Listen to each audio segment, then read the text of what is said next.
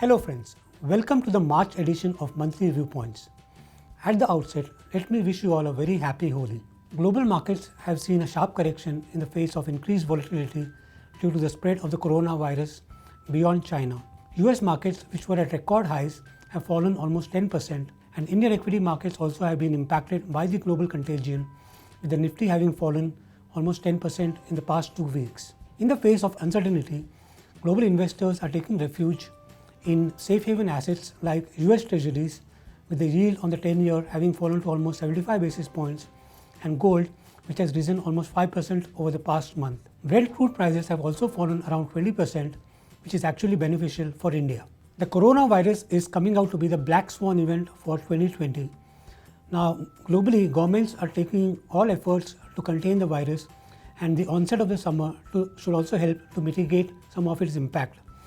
Central banks all over the world, led by the US Fed, are taking coordinated action and doing aggressive cuts to their policy rates to support the economy. We saw that the US Fed reduced its policy rate by 50 basis points last week, and we expect that in India, even the RBI will follow suit. Easy global liquidity, accommodative monetary policy, lower commodity prices, and the increasing urgency to shift manufacturing out of China to alternate locations should benefit India and Indian equities in the short and medium term. Now, we have seen that in the times of previous crises, equity markets have bounced back from their lows.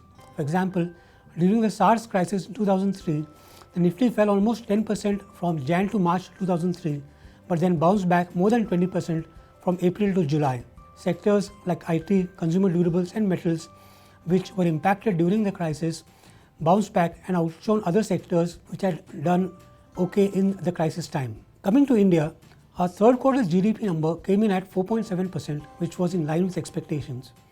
Now, we have seen that while most of the Southeast Asian economies have been impacted by the coronavirus, India has still not been impacted as much because we are relatively insulated from global supply chains. The latest manufacturing PMI number for Feb has come in at a strong 54.5.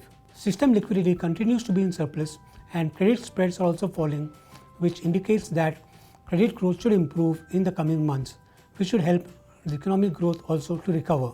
The third quarter FY20 earnings season just got over, and the earnings were in line with estimates. Of the Nifty 50 companies, almost half have reported results that were either in line or above estimates, and companies mainly in the auto, private banks and NBFCs, FMCG and IT have done reasonably well.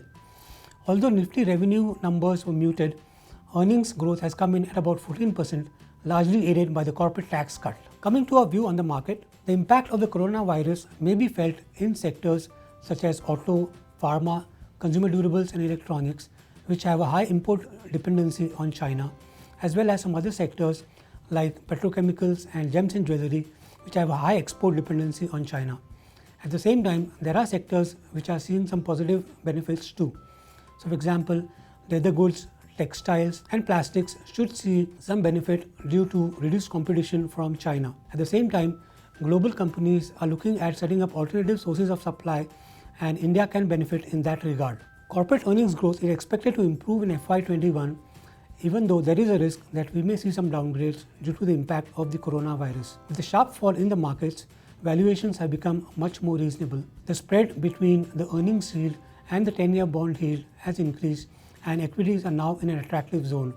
Mid-caps and small caps still have some room to catch up with large cap stock valuations. With the gradual recovery in economic growth expected to be delayed but not derailed by the coronavirus, we remain constructive in Indian equities. We believe that the recent correction provides an excellent opportunity for long-term investors to build equity exposure while keeping in mind that they need to have a balanced asset allocation. We have a bouquet of funds for equity investors to choose from.